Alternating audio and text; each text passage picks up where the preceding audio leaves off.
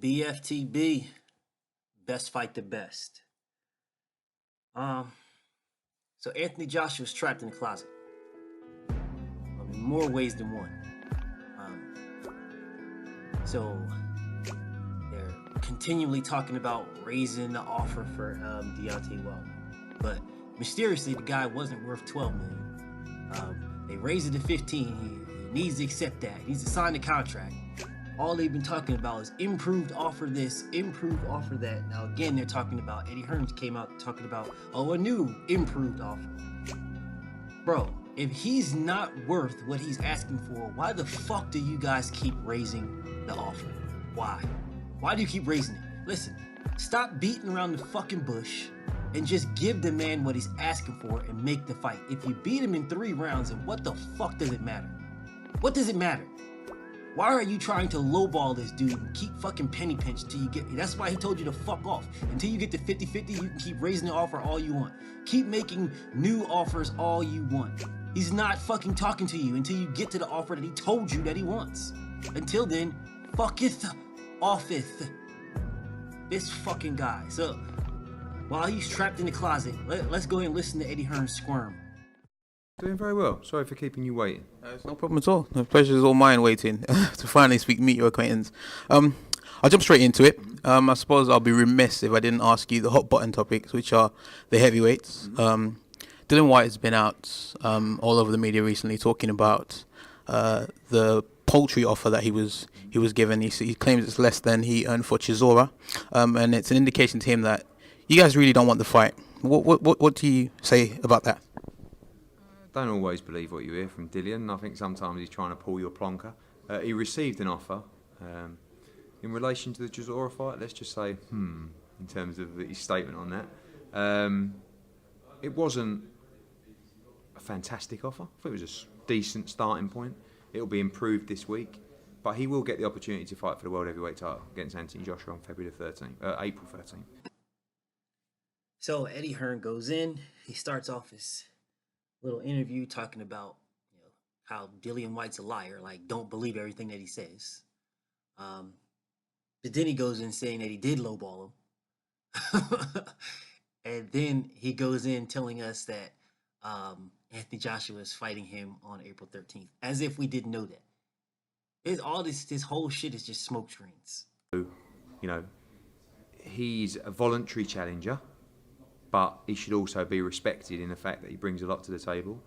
He's had some big wins, but let's also try and focus on the fact that he's getting an opportunity to be the top dog number 1 in the division by winning that fight. So, yes, we've got to get to a level where financially he's happy, but let's also try and look at the opportunity as well. And that doesn't just mean you should accept anything that's put in front of you because you're getting a chance, but I want Dillian White to get a chance to fight for the World Heavyweight title, and I will make sure that we get to an offer that I believe is fair. I don't make the offers. I advise people on whether they should take offers or what numbers they should offer, but I always get, when are you going to get Dillian White a shot at the World Heavyweight title? So I want to be in a position where I can deliver him that shot for a package that is fair. So Hearn talks about the respect that White should get. He talks about the opportunity that White's getting. He's trying to talk about, getting White to a level where he's happy, not telling him just not to accept anything. I'm just sitting here like, bro, he's like, oh yeah, we got to get you to something where we think it's fair. And then he comes out saying, oh, well, we're trying to get him to this.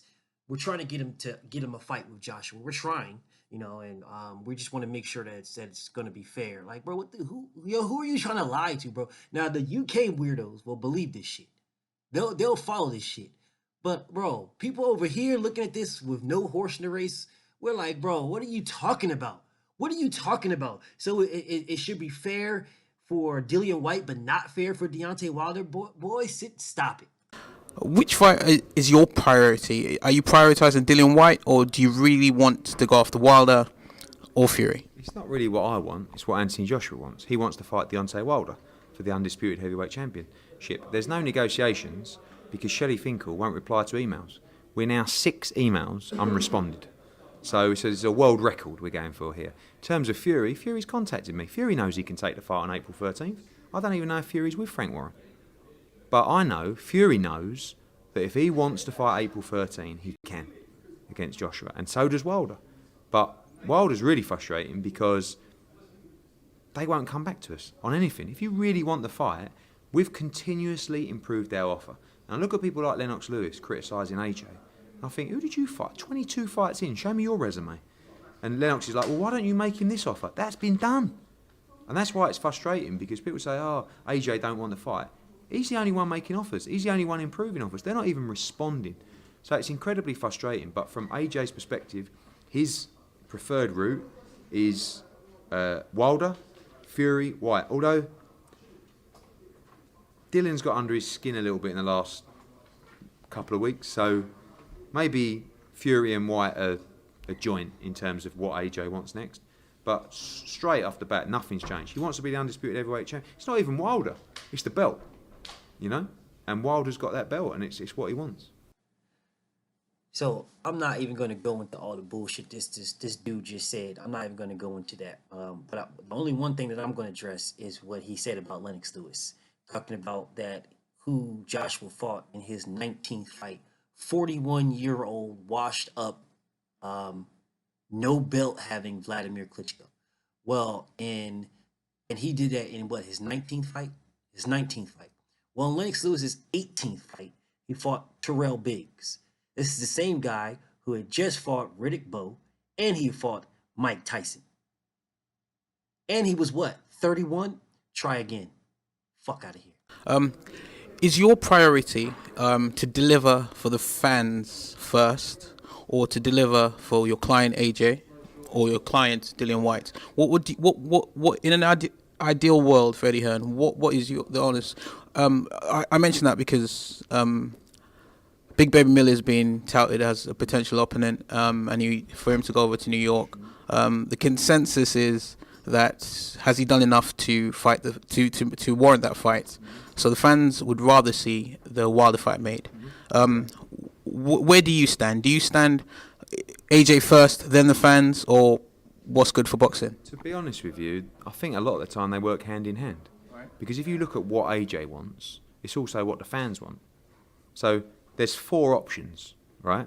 Number 1 choice is Deontay Wilder for AJ. What do the fans want?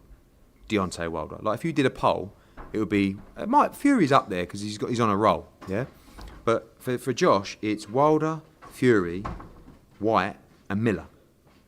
If Miller was number 1, they can't work hand in hand. But you're asking me, what are you trying to deliver for, Joshua or the fans? It really works hand in hand.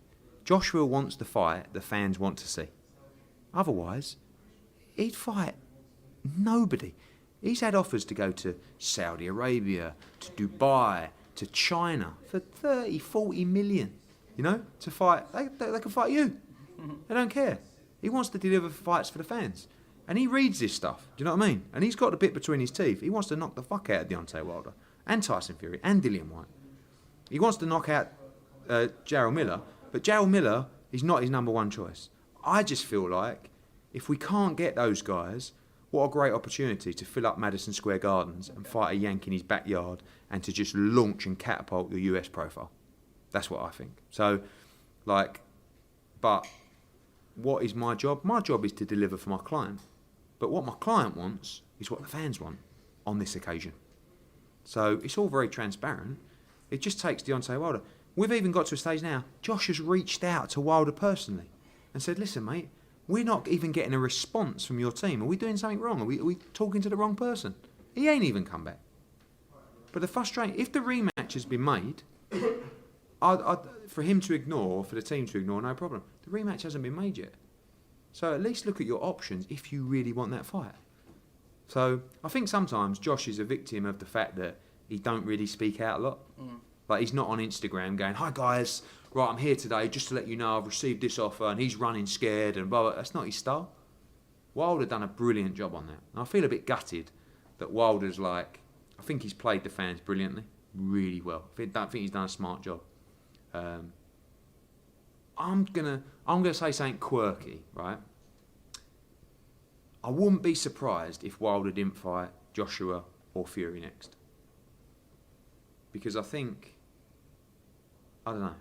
I'm pretty sure he won't fight Joshua. I don't know. I just feel like with Fury beat Wilder, right? I agree with you. Right. So therefore, Fury's the A side in that fight. Like, and you can say, yeah, but it was a draw. It wasn't really. Come on, like, the whole world knows who won that fight.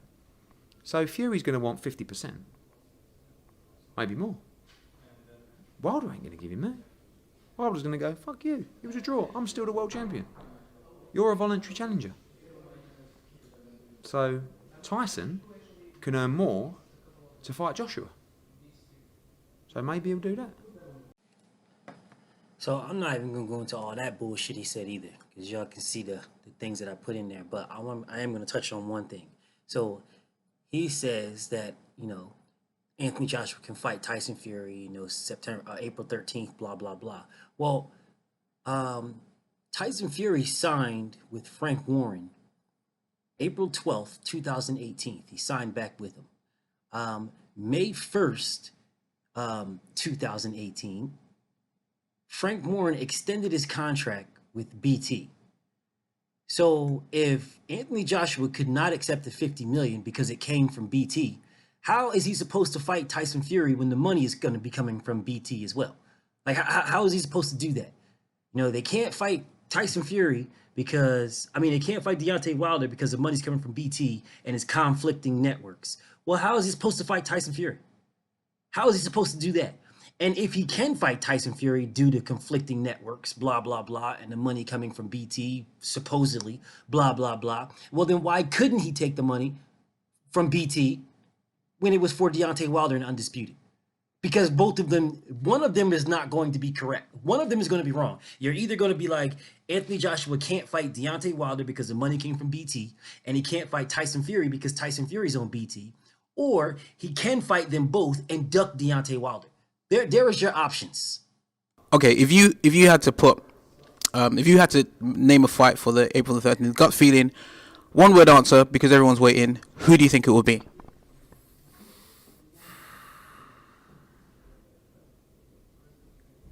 It's between Fury and White, but I would have to say White at the moment. But again, we might get to a level with Dillian where he just don't think it's the right offer. But it will be several times his highest purse. So it's then up to him. You've got to understand as well, it's an incredible risk to fight Anthony Joshua. You know that, right? So, like, for Fury, for White, Joshua goes into every one of those fights a favourite. Very slight favourite against Fury. But big favourite against Wilder, big favourite against White. So do you want to take a fight where you're a big underdog unless you are getting shitloads of money?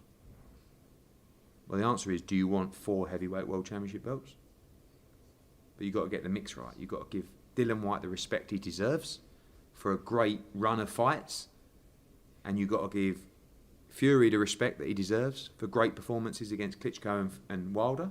And you've got to give Wilder the respect he deserves because he has the other belt. And I believe we've done those in all the offers except yet quiet Dillian White. But Fury and Wilder both know they can take this fight if they want it. Eddie Hearn is an absolute disgrace. Absolute fucking disgrace. Talks about how Dillian White deserves respect because of him fighting a bunch of fucking bums. Talks about how Fury deserves respect because of him fighting Vladimir Klitschko and Deontay Wilder. But how Deontay Wilder deserves respect because he got the belt. Not that Deontay Wilder also fought Tyson Fury, but because he has the belt. This guy is an absolute fucking disgrace. He talks about how, everybody, they only want to fight Joshua because Joshua is such a massive risk, right? It's such a massive risk. Oh, well, where have we heard this before? Oh, well, in this article, we've heard this. In this article, in April, when he offered Deontay Wilder $12 fucking million.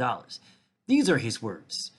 Dillian difficult to eclipse, hardest of his career, hence why he deserves a bigger payday. So what he's saying is, it's going to be easy for Deontay Wilder. So since it's going to be hard, it's going to be harder for Anthony Joshua, then Anthony Joshua deserves the bigger payday. Oh, okay. Oh, massive risk. Whoa. Oh, Deontay Wilder is a massive risk now. Okay. So Joshua wants greatness, but it's also a business. Oh, so it's a business for Joshua, but it's not a business for Deontay Wilder. Oh, you would just keep fighting easy guys, working on easy stuff. So just keep fighting Povetkins, the bums, easy fights, Takums. Oh, okay, I get it. I see what you're saying, Eddie Hearn. I see what you're saying. So again, this is a massive job. Wow, the biggest job out there. Oh, but I thought you beat him in 3 rounds. Oh, and people saying, oh, Wilder gets knocked out in 6 rounds. But it's supposed to be the biggest job out there. Oh, but what's the money? So it's the biggest job out there, but what's the money? So is it the biggest job just for Anthony Joshua? Or is it the biggest job for Anthony Joshua and Deontay Wilder?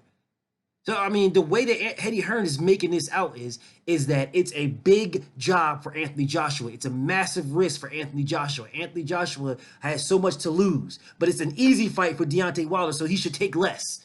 He should be willing to take less because it's an easier fight for him. Oh, okay. So he just isn't worth 60-40. So for all these fucking weirdos telling me, oh, well, Deontay Wilder, I think he should accept the 60-40. I think that's fair. Well, tell Eddie Hearn, because Eddie Hearn doesn't believe you. Okay? Tell him that. So he's saying this is the biggest fight of Joshua's career, and maybe the biggest fight of his career forever. Meaning that there is nobody else out there. Nobody that's going to give Anthony Joshua a run for his money. Nobody. There's nobody out there that they're looking at Anthony Joshua thinking that he could actually lose to them. Nobody. But Deontay Wilder.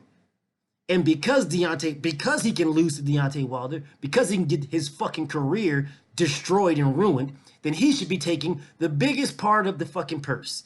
He should be getting the biggest part, period. The fuck out of here, man. This dude is trapped in the fucking closet. I mean, you got your pick. You really got your pick. You've got Deontay Wilder, you've got Tyson Fury, or you've got Luis Ortiz. That is it. Those are your picks. And we know you're trapped, and we know you ain't doing any of them. You're fighting Dillian White.